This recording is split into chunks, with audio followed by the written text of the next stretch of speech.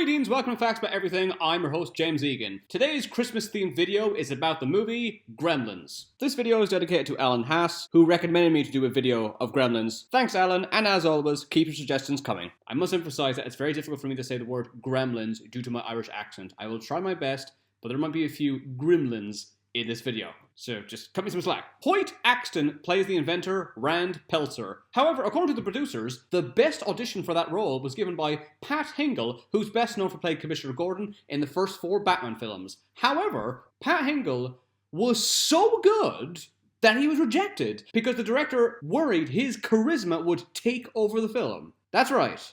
Pat Hingle did not get cast because he was too good. That has got to be the most depressing reason to not get a role in the film. And that is the first fact about Gremlins. Let's dive in.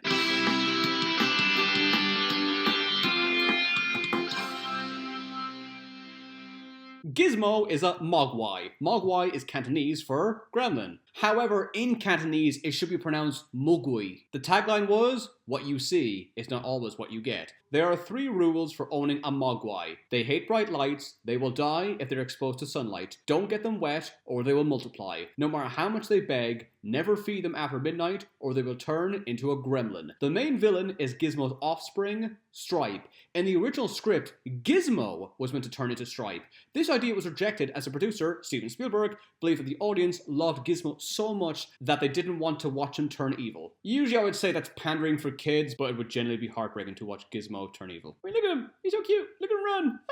Although gremlins multiply when exposed to water, nothing seems to happen when they walk on snow. Don't worry, I got a whole section of plot holes coming up in a minute. There was supposed to be a scene of the gremlins killing the dog, Barney. There was meant to be another scene of the gremlins cutting off the mother's head and throwing it down the stairs. Reminder.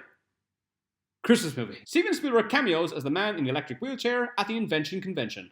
Ah, that rhymes. Ah. The dog that plays Barney is actually called Mushroom. Key Luke plays Gizmo's owner, Mr. Wing. Mako and John Pertwee were considered for the role. This was the 4th most successful film of 1984. When the studio saw the first cut of the film, they said there were too many gremlins. Steven Spielberg asked if they could remove all of them and call the film People. In the beginning, there's a cinema that is showing A Boy's Life and Watch the Skies. These were the working titles for E.T. the Extraterrestrial and Close Encounters of the Third Kind. Each gremlin animatronic cost at least $30,000, but some of them cost $40,000. Security guards had to check everyone's car to make sure nobody was stealing the gremlin animatronics. Joe Dante directed the film. Steven Spielberg wanted Tim Burton to direct. Burton refused, believing the project was too daunting. At the time, Burton had never directed a feature film. The first cut of the film was 160 minutes. Mrs. Deagle's cats are named after currency: dollar, bill, drachma, and kopeck. The film was released on the exact same day as Ghostbusters. I already did a video about Ghostbusters. I'll leave a link at the end of this video if you want to check that out. This was the first film in years to use the iconic Warner Brothers Shield logo. Zach Gilligan plays the lead role, Billy. Emilio Estevez was considered for the role. Although this film is set on Christmas, it was released in June.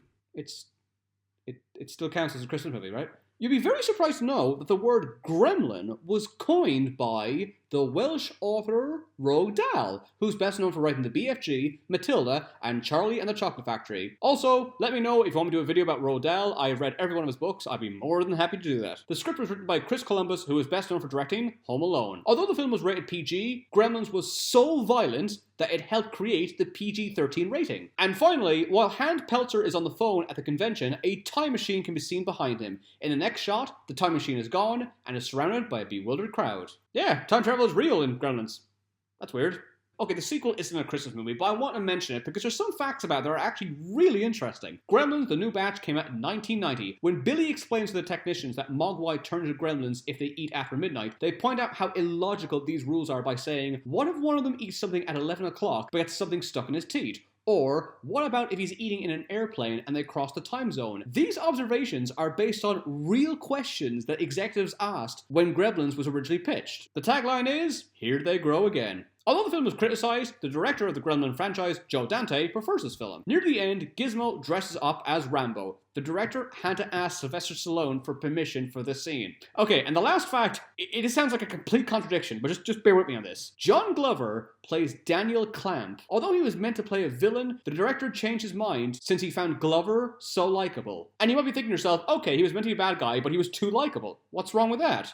Daniel Clamp is based on Donald Trump. You see, he's too likable, but he's based on Donald Trump. But you see, he's likable, and yet he's based on Donald Trump.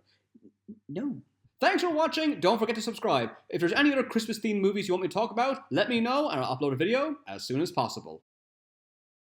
To learn more facts, check out my books. They're available on Amazon on paperback and Kindle. Thanks for watching. See you again.